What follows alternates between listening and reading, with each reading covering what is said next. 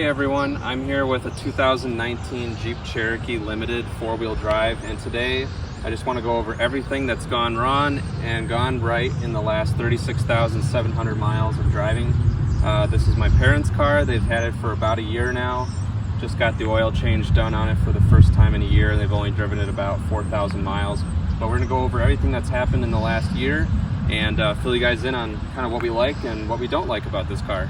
So starting out with the things that we really like about this car and that my parents are, really enamored by compared to my dad's old Infiniti Q50, has to be the front lighting system. The fog lights are more effective than the Q50 that he had before. The LED headlights are a little bit brighter and shine a wider distance. This car has automatic high beams, adaptive cruise control, blind spot monitoring with rear cross traffic alert, and front and rear sensors that work extremely well and are very accurate at picking up pedestrians and objects that are in the path of the vehicle. So my parents really like that. They really like the overall ride quality of this car. It's a relatively short wheelbase. I think it's only about 104 inches long for the wheelbase, and the vehicle itself is about 183.1 inches long. This rides on 18-inch wheels, so these aren't the smallest 17-inch ones that you can get, but they're not as big as the 19s or 20s that you can get. Looking at the car here, they really like the appearance of the vehicle. They're not huge fans of the white exterior. They like more of a metallic flake exterior color. They really liked the red that was on this car that they had before. They had a V6 model, but that one had a lot of issues, so they traded it in and got this 2-liter turbo 4-cylinder limited model that they like overall more. And that kind of brings me to the next thing that they like. They really like the overall fuel economy of this engine. They think that it gets pretty good gas mileage for the power it provides, and I've gotten 0 to 60 down in as low as 6.3 seconds. On an average day, it's more like 6.5 to 6.7. But you can run this on regular gas or premium fuel for max performance. My parents have really noticed no difference in fuel economy between regular gas and premium gas, but you do notice that the engine runs a little bit smoother on premium and is a little bit more powerful, especially in warm or hot weather. The other thing that they really like is the quietness of the vehicle, attributed to just the insulation that's in here. It has a front cut line seal that is here on the front part of the door. Late 2020 models and newer do not have that cut line seal, but it does make a little bit of a difference in terms of noise isolation. The seats themselves are also extremely comfortable, especially compared to other compact or mid-size SUVs in this segment. The overall ride is maybe not as comfortable as like a Subaru Outback, but it's a little bit more comfortable than a Toyota RAV4 or a Honda CR-V. Not quite as comfortable as a Subaru Forester, but this car is among the quietest in the segment. It doesn't get quite as good a gas mileage. It gets probably around 25 miles per gallon in average driving, and you get around 31 to 32 miles per gallon on the highway, which is still really good considering the power that this has at 270 horsepower and 295 foot-pounds of torque. It has auto headlights. Like I said, adaptive cruise control, the 8-inch Uconnect 4C head unit system. And that's a really great sound system. If you get the up-level amplified Alpine sound system, that's 9 speakers with this car doesn't have, but if you do get it, it's really great. And moving on to the things that my parents have had some issues with or don't like so much. Now, the one thing that they do like is how efficient that turbo engine is and how powerful it is. But the problem is that it sounds a little rough, especially on a cold start. And if it's not fully warmed up when you start driving and you get the RPMs above 2,500, it sounds kind of rough, and you don't really feel any roughness, but it just sounds coarse and not very refined like a V6 motor or some of the more refined 4-cylinder turbos that are on the market. So I will say that the overall noise of that engine is something that is not as pleasing to the ear, but they will take the benefits over the engine first over that sound quality. So overall, the engine is a plus, but it could be better. The next thing that we had an issue on with this car was a slight grinding noise or juddering sensation from the back axle under tight turns when the all-wheel drive was engaged. So when the temperatures were under 38 degrees Fahrenheit and when it was raining. And so when you take a turn in the rain or in cold weather and the all-wheel drive is on all the time between the front and the rear axle, you'll feel that juddering sensation from the back two wheels.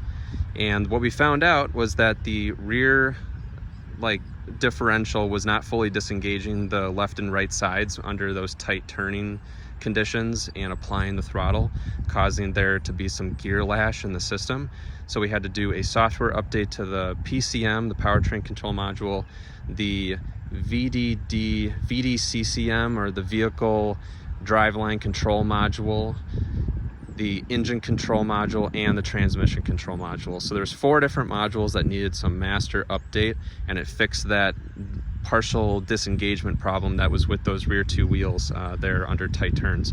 Fixed the issue. However, over the long term, I'm curious to see if that did any damage to the rear differential. The dealer said it does not.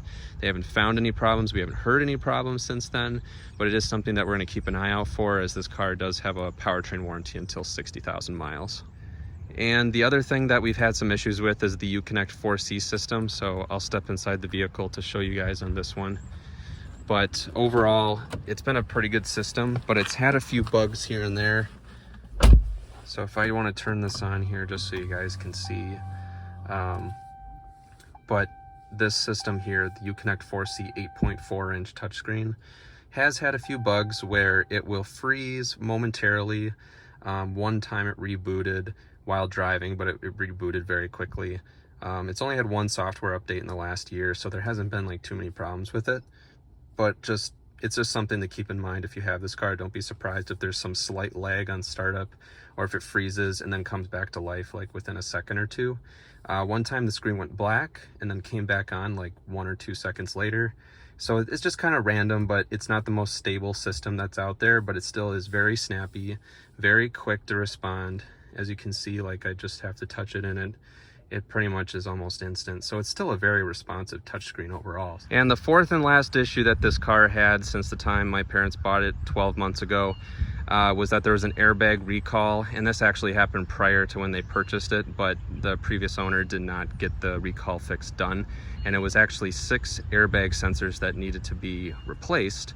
And 2 of them were in the front. They had to remove part of the plastic under the hood in order to gain access to them, but there are 2 sensors in the front, 2 sensors in the B pillar, and 2 sensors under the rear seat, which resulted in the car being in the shop for about a day or so, because they had to remove the rear seats, remove the B pillar trim panels on both the left and right side, and remove some of the carpet in the back, in addition to trim panels underneath the hood to get access to all 6 of those sensors. And then they had to reprogram the airbag control module, make sure the system had no faults, drive it around, make sure no airbag light came on, and then it was set to go.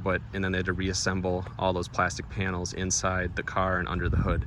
So I mean, that was kind of an extreme thing, but at least it has new airbag sensors that, the problem was that they could corrode a little bit faster than they should have over time, because these airbag systems are designed to last 15 to 20 years or so. And in a matter of a couple years, they could have corroded because of a poor coating from the airbag sensor supplier. So they just replaced them all with better sensors that were coated for corrosion resistance. So I'm glad that was fixed, and we haven't had any airbag problems since then, but that is just something that was covered under warranty as a recall, and that's the only recall that this car has had. And again, this is a August, I think it's early to mid-August, August 10th to August 20th built vehicle.